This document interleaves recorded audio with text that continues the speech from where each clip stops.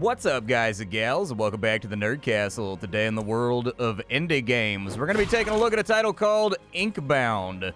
You might be saying to yourself, Splat, why are you covering Inkbound right now? This is a game that came out a long time ago, and suspiciously, you never covered the game back then, so why now? Well, I'm covering the game for actually a very specific reason now, and that reason is that these developers have done something that I have never before seen in my 11 years covering the gaming industry at large. I've done AAA games, I've done indie games, I've done games that were made by teams of hundreds of people, and I've played games on the channel that were developed by a singular person. And once again, I've never seen this before. These developers listen to feedback from their community. Now, you might be scratching your head and saying to yourself, what do you mean? There's a lot of developers out there that are listening to feedback right now. I go on the Steam forums all the time, and I can see developers interacting with their community. What I mean is that the developers of this game interacted with their community in a way that specifically negatively affected the developer, like it cost them something to do this, and they did it anyways just to make their community happy. And what that thing is actually fairly major. They removed every single microtransaction from their game, which will then bring us back to why I never covered this title. I didn't cover this title when it first came out because it was a particular time for me where games had lots and lots and lots of microtransactions in them. It felt like every other game had some kind of like deluxe edition or something else going on, shoehorned into the game in order to extract cash from their consumer. And so I didn't cover the game because this was an online roguelike with tactical trappings and RPG things going on and builds going on. It looked like an interesting game, but at the end of the day, I'm just not interested in really any title that's going to have me paying for cosmetics so that I can look different from other people. I'm just not really interested in that whole deal. I'm not interested in the season passes. I'm not interested in the FOMO, you know what I mean? The fear of missing out. And these are things that are weaponized against modern gaming audiences all the time. Like, we are just constantly browbeat with these industry decisions, and I know it drives us all crazy. Like, I know that we all don't like it. And so even though I knew that this game was a little bit older, and even though I knew that this game probably was not going to get the same view counts or the same general interest from my audience that other titles that kind of fit my audience and what we're into a little bit better, I still wanted to go for it because this is such an unprecedented thing that I've never seen in my entire career that it deserved a video. And so that long intro out of the way, I can already smell the comments right now of people being like, oh my God, 3 minutes of jabbering on, just get to the gameplay for the love of God. Like, I can hear those things happening right now, but I did want to give you a tangible explanation for why this video is happening, why this game is now awesome, and in fact, how the developers, if they keep this up, have earned me as a consumer and as a person that will buy their products probably for the rest of my gaming career. So welcome to Inkbound. What is Inkbound? Inkbound is a tactical strategy online MMO, not really like RPG. I would actually consider it, so instead of calling it an MMO, I would call it something like what Warframe is. Like, yes, technically there's a lot of people running around doing things, but there's no free roaming areas in this game. This is a game that has a lobby. You could play alone if you want. The game is perfectly balanced for aloniness. I have beaten the game alone. I've been playing all morning, actually, for about 3 hours before I recorded this video. And while that's obviously not going to be enough coverage for an online game that has like a crazy amount of content, you can play the game completely and totally solo, and I have been, and I've won runs completely and totally solo. So that is entirely an option if you want to participate inside of it. Don't be off-put by the fact that I said that this is an online game. You can play it completely and totally solo as much as you want, or you can grab groups with people. It's got matchmaking, and you can go in and you can do these fun little tactical battles with a group of friends, and the enemies will be all boosted up and buffed, and you'll have little synergies in your builds, and you'll be able to play off of one another. It's totally up to you the way that you want to play the game. But at the end of the day, it's a tactical strategy roguelike with online capabilities, where it's made by the developers of Monster Train. And so this is a game that has loads of builds, it has loads of things to do, it has loads of items, and it's a game about making yourself as overpowered as humanly possible by the end of your run. You go from really struggling with some fights to, like, the runs for me that are going really well, I basically board clear in a couple of button presses. It's an incredibly good feeling to have a build come together like that. The game is currently in early access, so that it's being worked on. All the classes and everything are not inside the game, but as of right now, they do have a particularly beefy build that probably has a lot of hours of content. I'm not going to put a specific number on it, but a ridiculous amount of content, because I think as it sits right now, there's like 8 or 9 characters that all have their own special abilities. They all have their own special augments for all of their abilities. They all have their own evolutions of their abilities that'll happen when you max them out, and they can evolve in multiple different directions. On top of that, you've got Binding of Isaac style objects over here that allow you to make your build. Those also have an auto battler bent to them, and there's no auto battling portions of this game except for that. But basically every single item that you pick up, Binding of Isaac style, also has tags, and if you stack those tags, it will buff certain types of damage, or give you more AP, or allow you to move a lot further, or give you shield every single turn in varying amounts, or increase the amount of bleed damage you do. And so it's a game that has a lot of moving parts for your builds, and I'm very impressed by it so far. For right now, what I'm doing is I'm fighting my way through the beginning part of a campaign. This game also has really good voice acting, top-tier voice acting and storytelling. It's all quite good. There is a storyline to this game, although it does devolve into, like, doing daily tasks and stuff like that pretty quickly before it starts giving you, you know, little tidbits of Hades-style storyline. But the thing is, the grind in this game is fun. It's enjoyable. Like, you're supposed to play these levels over and over and over again, because the fun is in building and being like, okay, well, this time I'm going to try this out. I'm going to try this out. I don't want any of these. None of these look super rad to me. These are actually abilities right here. And so I'm trying to find something that'll fit in with the rest of my build, because I've only got one slot left. And I get the feeling we're probably going to have to go with a lot of rerolls here. There we go. That's kind of what I was looking for. So we've got Grasp right now. Now I can hook shot enemies towards me, and it marks them, which lets me do like double damage the next time I hit them. And then we can stack that with the double damage we get off of here to make this guy deal just... I think the last time I ran this build, the final hit that I put on the final boss was like 6,900 damage. It was so awesome and rad. But let's go ahead and talk about what you're looking at. This is Inkbound. The goal of the game is to go through back-to-back rooms, just like you would do in FTL, or just like you would do in Slay the Spire. There's different rooms that do different things. They give you different buffs. They give you different amounts of money, shops, fights, elites, stuff like that. And the goal of the game is to create a build that complements your party if you're playing with a team, and also allows you all to succeed and make it all the way through the game. There are 2 different game modes. There's short runs, which took about an hour, I guess. My last short run took about an hour, 45 minutes in there somewhere. But I'm a new player, and there are actually people speedrunning them too. And some people have gotten it down to like 15 minutes when they do a short run. There's also deep dives, which are exactly what you would expect if you play Deep Rock Galactic. They're a much larger, much more expanded, much more profitable version of the game that if you've got a couple hours to kill, you can sit down and do a long campaign instead. After creating your build, they're going to subject you to a number of bosses that are very challenging. We'll talk about the combat when we get there in just a second. I do actually kind of want another augment. Yeah, that sounds really good. There we go. This guy's ready to evolve already. I've got myself built up for a fire build right now. My bonk is putting like an absurd amount of burn on people already, and I'm only inside like the 3rd room. And so I think it may very much be time to focus on burning. This game has kind of like a hybrid real-time turn-based combat that I'm a big fan of. I actually like little systems like this, where this blue ring is your movement. I can move anywhere I want inside that ring, but the second I use an ability, it will reduce my ring down to that and lock in the movement points that I've utilized. I like this combat system very, very much. And then we've got AP down here in the bottom right-hand corner. I have 8 of them to do as I like on this turn. All of your abilities use different amounts of AP because this is a game that's made by the Monster Train developers.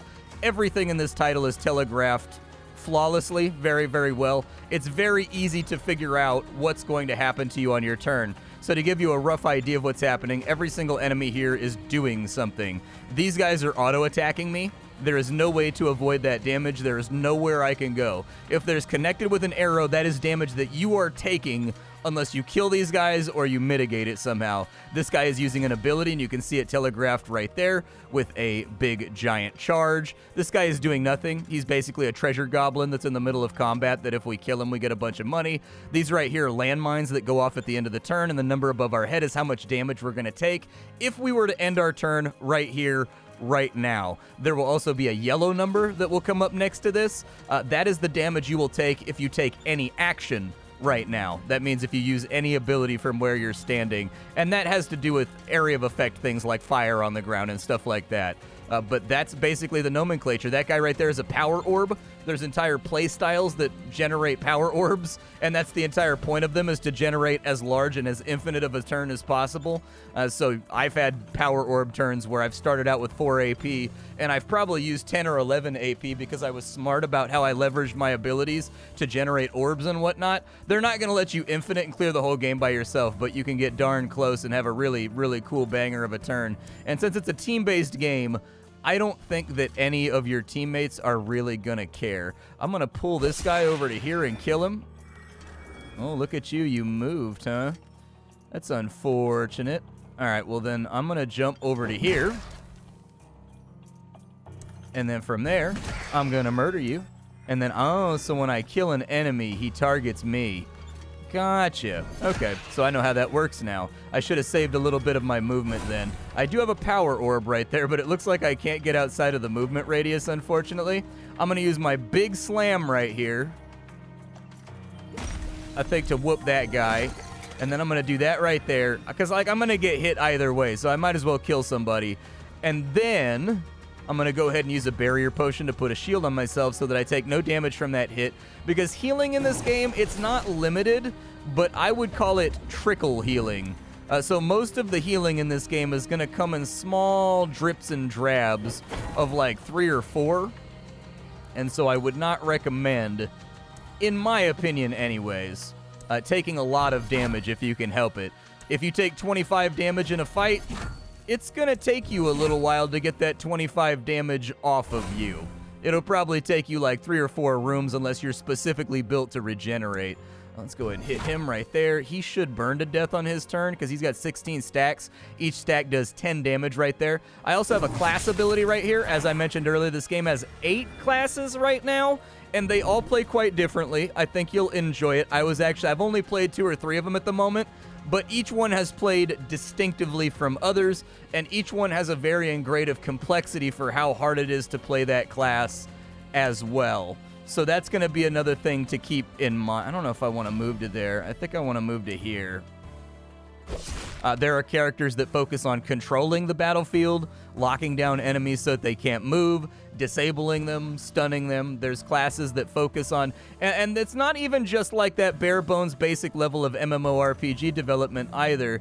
It's actually a situation in which the classes have a different mechanic. So like my mechanic is very simple because I'm playing the newbie character right now that's basically a 2-handed berserker. Every time I hit an enemy, I generate heat. Every 5 heat, I generate a stack of, so I generate a stack of heat whenever I hit an enemy. That means that I get more damage. When it gets to 5 stacks, it turns into a shield and I get a bunch of movement.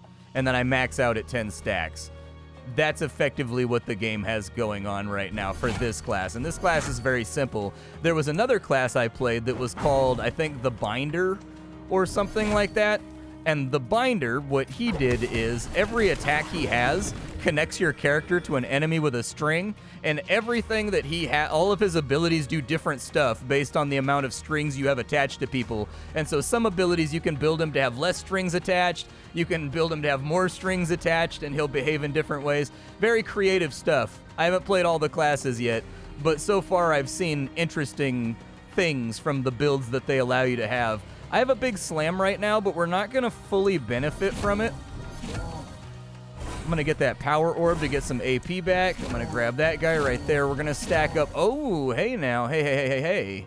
Oh, I messed up. I could have big slammed him and finished this off. Well, let's big slam him right there anyways.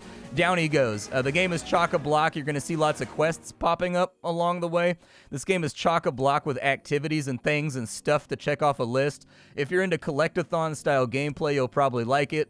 This is the season pass that you now just get for having the game. There's no more fear of missing out. I don't know if they're going to do the exact same thing that Deep Rock Galactic does, where when the season is over, it just adds all the cosmetics from this season into the generalized loot pool. I would prefer it be that way. I would guess since they took all the monetization out of the game to appease their audience, that's probably the way they're going to have it work. Otherwise, they're just wasting dev time on things that don't make a richer gameplay experience. But anyways, this is the season pass. The XP you see me getting, that's what it's going towards. And you unlock stuff. It's pretty generous. I've been playing for 3 hours. I've unlocked a bunch of stuff. It's not that big of a deal.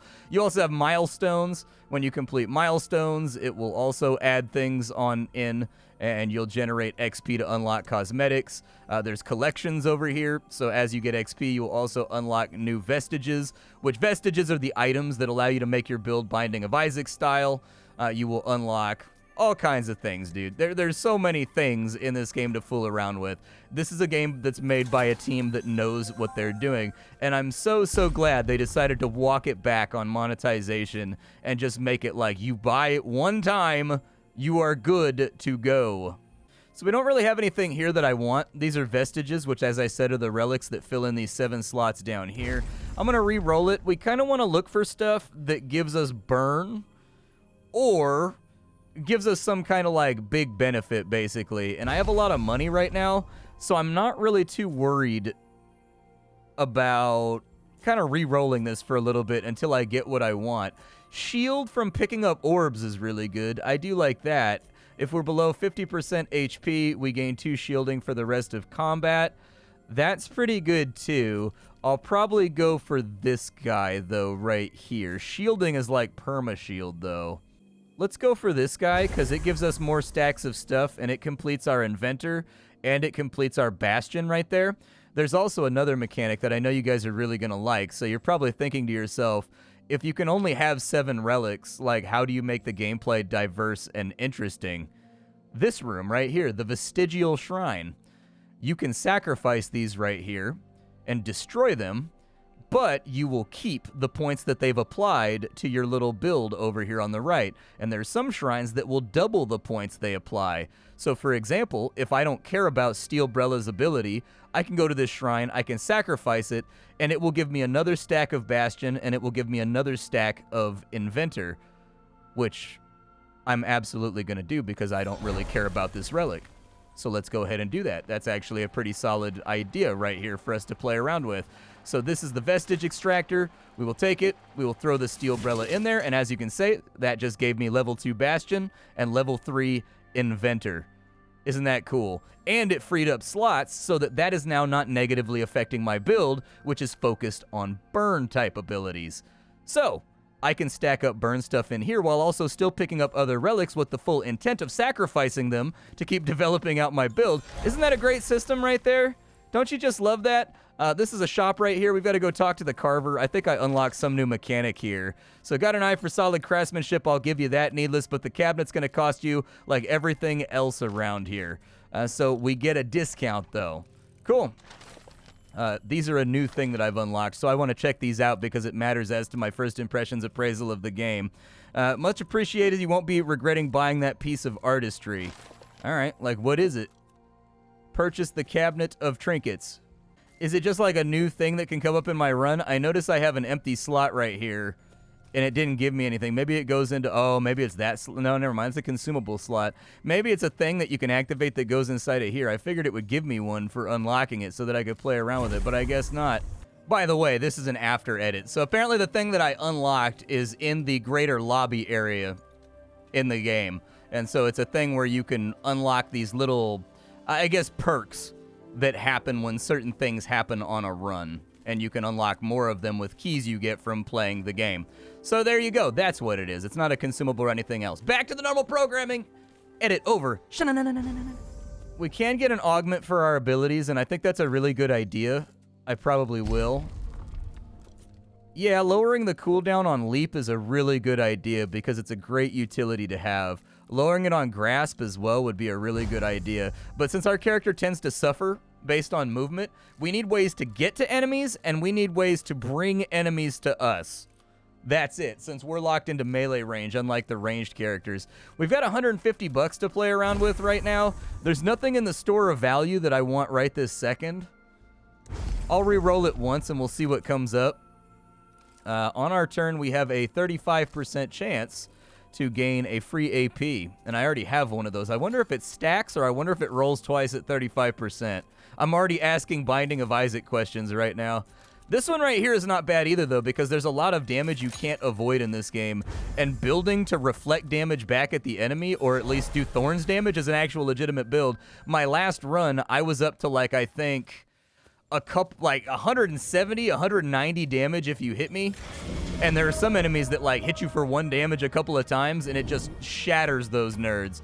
It's really great, and so let's go ahead and get started on those 2 little guys right there. We're going to jump over to here to avoid his AoE. We're going to use the hook right here to grab this guy to give us double damage. We're going to play Invigorate on ourselves to double our damage again. And then we're going to use our slam to do 901 damage right there. What a hit. You love to see it this early in the game. That right there with this boss, that's going to be a phase shift. So this boss is going to change what he does right there. Something bad is going to happen when we get to that spot. Just fair warning. We'll kill off these little dudes right here. That doesn't leave me with a lot to play around with. Mostly just normal hits. And it looks like we're going to take damage here no matter what anyways. So let's get our burn stacks up and on this guy. We still haven't had very good luck on this run. I'm thinking this run probably won't pan out into being like a big banger of a run.